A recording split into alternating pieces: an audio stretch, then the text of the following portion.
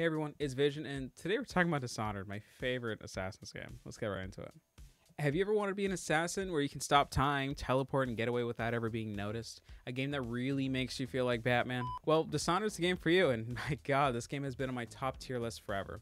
I've always loved the stealth assassin genre growing up. From playing the Stickman sniper games on Flash websites, Hitman 2, Assassin's Creed 1 and 2, this genre is one of my personal favorites and is honestly the best game genre. This game changed the whole stealth genre. It gives players so much more freedom, but not in the normal way of dialogue or an open world. When you get a task, you can choose on how you want to handle it.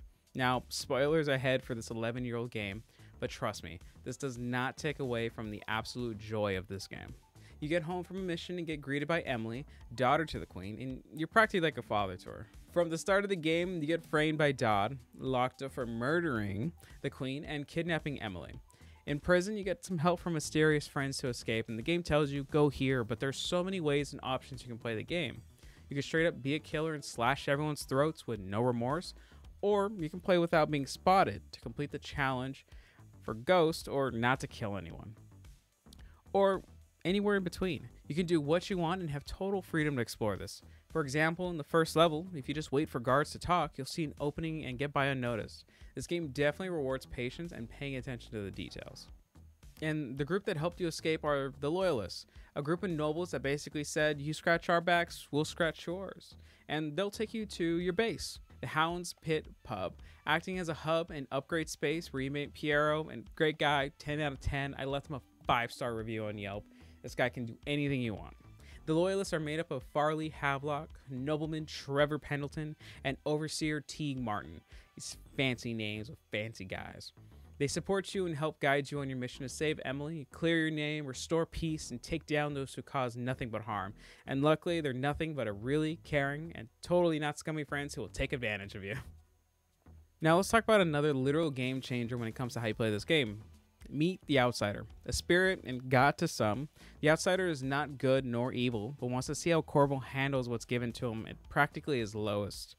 Although it's not clear why he helps, he acts as a narrator for the game, telling the player if you've been naughty or nice. He first appears to Corvo in a dream and grants Corvo void powers with a sick tattoo. From blinking, possession, slowing down time, and more, you get to explore the world and you'll find additional items that'll help you through your journey. Bone charms that will add effects to the gameplay, like double jump, mana regen, faster climbing, and then you'll find runes and how they allow you to upgrade your powers, farther blink, seeing enemies' vision through walls, and turning enemies into literal dust. You can totally not pick up any if you don't want to, but who doesn't want to blink farther? You'll have to go out of your way to find these, even finding safe combinations in other rooms to get bone or rune charms. Or if you really want a challenge, you can totally say no to these powers. Playing the game as a regular Joe, you can choose to actually say no to these powers. Playing the game as a regular Joe, as long as the Joe was a master swordsman, ninja, assassin dude. This mode, along with other challenges as to play as a ghost and non-lethal, it really forces you to adapt. Now, the way I beat this game was playing with powers, ghost, and not killing anyone in one run. And it's the most fun way of playing this game. Playing this method, I feel like, lets you experience everything that the game has to offer. Now, you can totally just run in with a sword and gun, teleport everywhere, and absolutely destroy everyone, but I don't think you'll get the full experience of the game. To experience that, you'll have to not kill the primary target. How fun is that? Well, you can brand a man in the face, exiling him from his community, performing BDSM on a man until he tells you what you want, and kidnapping a noblewoman to then give to a stranger where he will... What does that say? Take her, run away, and never be seen again? Look, I didn't put a sword through her, so I didn't kill him, so I'm good. I'm pretty sure they're out there living their days together in happiness. Now let's talk about the world. The world's beautiful in a dark kind of way. Each level has tons of details, notes for finding safe combination, details on characters, history of the lore of the game. You can explore the entire game and always find something interesting. And you'll notice what you do in the game will also affect the game. You'll notice that the more people that you kill, the more plague victims you'll see out there, or the more rats you'll see. Like, for example, you murder 40 people at the distillery. Well, next time you go back there, there'll be a lot more rats or more guards as a response to the murders. Each map is well designed and seems to have a B plot within each level that you can find. The game offers so much verticality. For example, you can go high, you can go low, walk through the streets, teleport over obstacles, you can do whatever you want.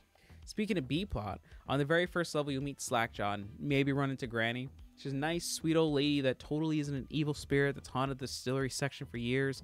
They really don't like each other. Why? Well, the short version is Granny finds Slackjaw as a brute and a bully, so she just tries to eat him. Yeah, a little salt, a little pepper, a little Slackjaw. And that's where you run into another option, help or kill Slackjaw.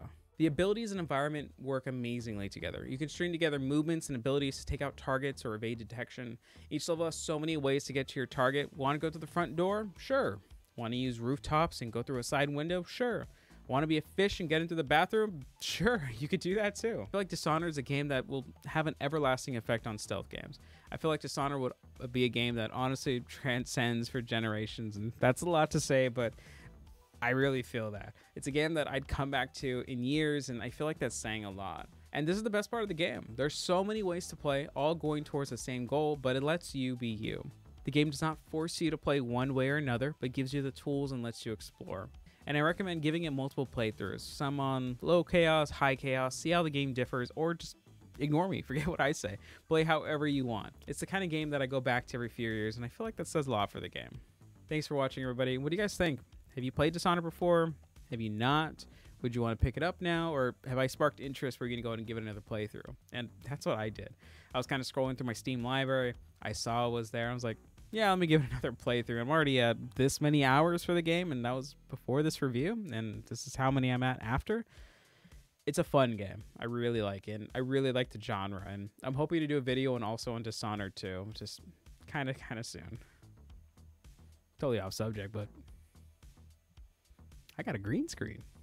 I could be anywhere. I could be in Hawaii, be in Japan, be in Paris, I could be in your mom's house. And Lady Boyle, it's not really my fault, you know. I just told her someone was after her, lured her to the basement, and kidnapped her, you know. That's her fault.